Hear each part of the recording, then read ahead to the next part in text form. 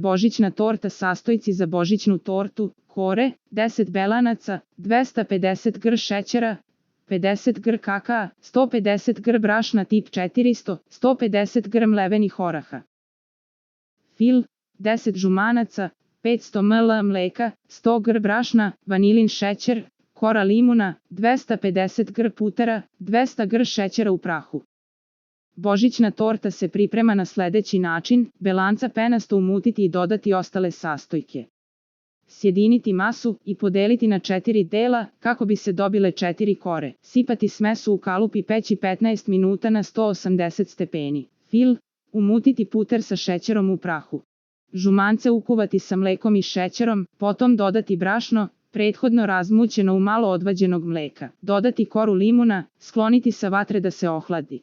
Nakon toga dodati prethodno pomešan puter sa šećerom u prahu i dobro sjediniti mikserom. Filovati kore, ukrasiti u prazničnom duhu.